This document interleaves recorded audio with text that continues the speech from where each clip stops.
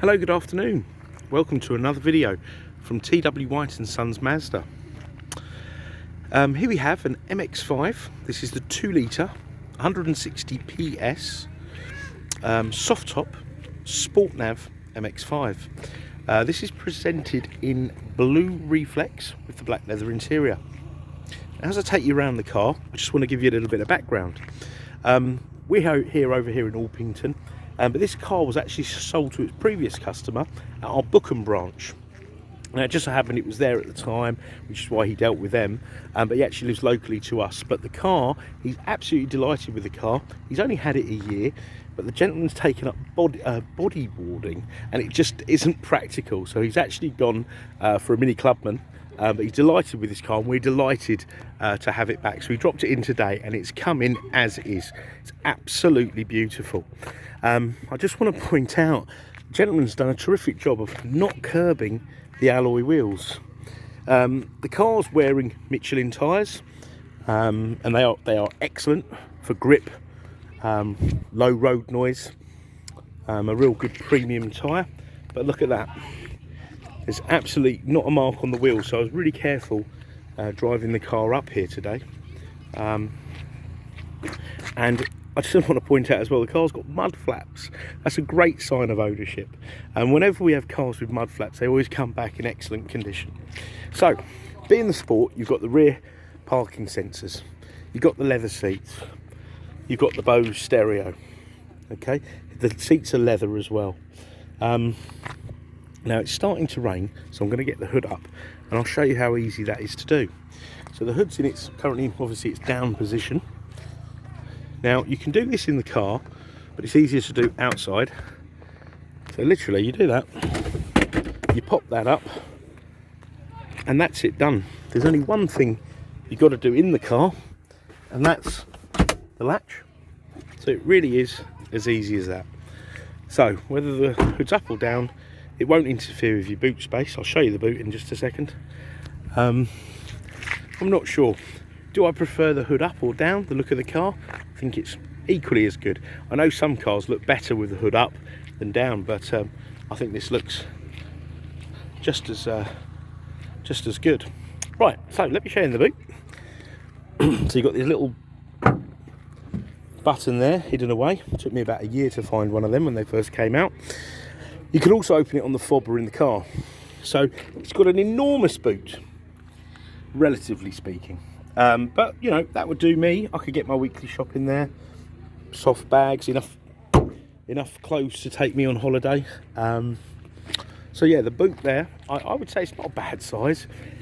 Being the Sport, it's got the keyless entry, so you can open the car without getting your key out of your pocket. You've got speakers in the doors, speakers in the headrest. Now these are marvellous because also the car's got a built-in telephone, you know, Bluetooth phone system. You can actually have the hood down. You don't have to have the music blaring to actually hear it. And also you can make a phone call or receive a call without the whole world hearing it.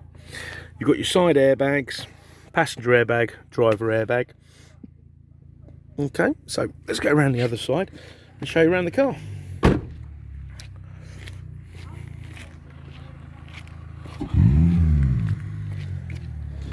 Right, so on this panel here you've got your electric windows and then your wing mirrors, which you can adjust like so. You've got this little panel here. Now this car's equipped with lane departure warning system.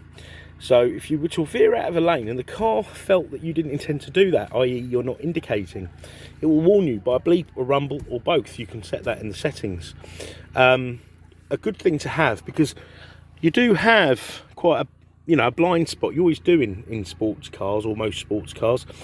So that'll give you warning and prevent unfortunate situations. Right, so hopped in the car. Excuse me. Right, now the car has 2 keys.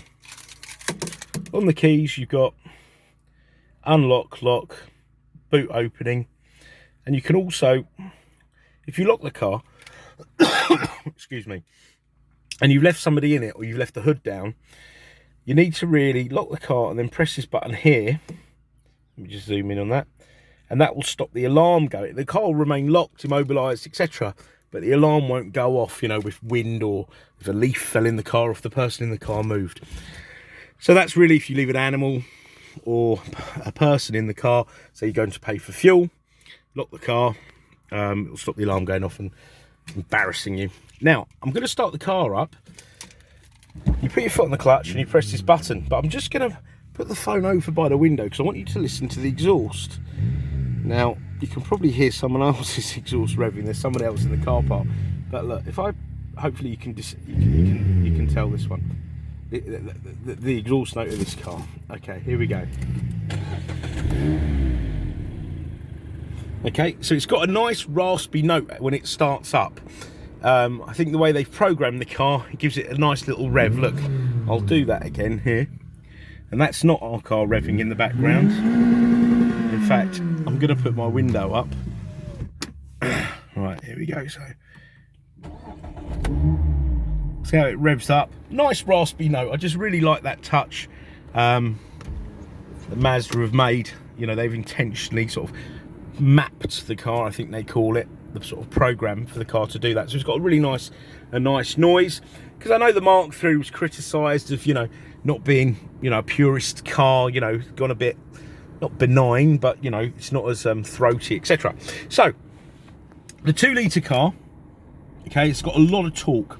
Doesn't rev as much as the 1.5, but it's a lot more responsive. It's a different drive. I actually prefer the 1.5 because it reminds me of the older cars, and I like anything nostalgic. But it's a really talky car, okay? Now, you've got automatic lights and they're LED. You've got automatic wipers. You've got cruise control. You've got your volume controls here. Telephone. You've got your climate control here. Okay. Air conditioning. You've got your 3-stage heated seat. Hazards. The human interface, or I think they call this a multimedia commander, which I'll show you in a sec. You've got your engine on and off here. So yeah, really nice, well-equipped car, very comfortable. 6-speed gearbox, and if you've never driven an MX-5, you really need to. The gear, because this goes straight into the gearbox, you see, there's no linkages, that sort of loose feeling. It's direct into the box, really lovely feeling. I think a lot of cars aspire to have a gearbox like this. Okay, so this is touchscreen when the car is stationary. Once you start moving along, it disengages, and then you have to use this. So I'm going to use this and just go through the menus. So in applications, you've got, I mean, some people would say pretty boring stuff for a sports car, like fuel economy monitor. Just to let you know, actually, the car's averaged 39.8 mpg, so almost 40 miles to the gallon, which is absolutely amazing. And that's at an average speed of 32 miles per gallon, 32 miles an hour. So really excellent, very excellent fuel consumption, because this does employ Mazda SKYACTIV technology, which is, you know, they've put a lot of efforts into making the body as light yet as strong as possible. The gearbox is, you know, as strong as possible yet light. Same with the engines, you know, even though it's a 2-litre engine, they've made it low emission and, you know, really excellent on fuel. In the entertainment section, you've got FM, you've got DAB. So if you're not familiar with DAB, I think most people are these days, but you get a terrific choice, and you get, you'll get Mellow Magic and absolute 80s and whatnot. I'm going to update this list and show you. I know the gentleman who owned the car, when he dropped it off, very lovely gentleman, he did a factory reset to get rid of all his sat nav entries and contacts, etc. So this has all been reset, so that's why it's taking a little bit of time. So whilst it's doing that, I think we've gone through climate control. Speakers we've covered. Okay, you've got cubby hole in here with the locking wheel nut. You've got these drinks holders, so you can pop that in there when you don't have a passenger.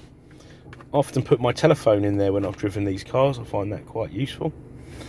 You don't have a glove box, reason being, they've a true sports car, well, people would argue this, but The definition, a lot of people's definitions of a true sports car is engine at the front, rear wheel drive, and 50-50 weight distribution. So the car's well balanced, which is why these are one of the best handling cars you can buy.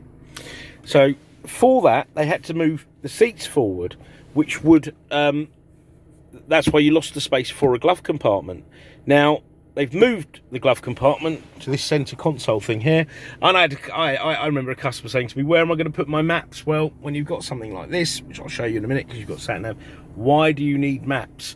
Plus, I feel people just fill glove boxes up with unnecessary things. But yeah, that's why it doesn't have a glove box, because there's a lot of emphasis on weight distribution, and that helps with that. Here we go. So look, here's the stations. Look, absolute rad 80s, 90s. It's still updating and finding more. What I'll do is, whilst it's doing that, you've got navigation, okay, which runs off an SD card, which is down here. Very good, the navigation.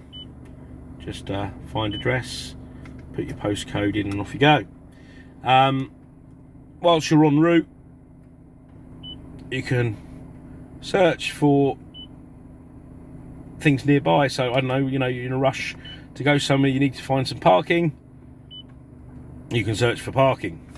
That is useful. I've often used, obviously, fuel stations, because I'm always running out of fuel when I'm picking cars up. I'm never left with a car with any fuel. So that's really, really useful. And then you've got your normal settings. You can have shortest route, longest route, avoid motorways, etc, etc. In your settings, you've got display settings, so you can turn that off. Safety settings, lane departure warning, which I explained earlier, which you can switch off, or change the settings here, like warning, often, medium, rare. Oh, it sounds like a steak. Sound, beep or rumble, okay, so like a bit like you're hitting the hard shoulder. Rumble volume. So yeah, no, that's a really good feature, but you can turn it off. Sound system, you've got the BOSE Sound System. That's superb, and you can adjust all the settings there. And clock settings, it's GPS synced, so you never have to relearn how to change the clock. And as a part of the keyless entry, you've got walk away lock. I'm going to activate that.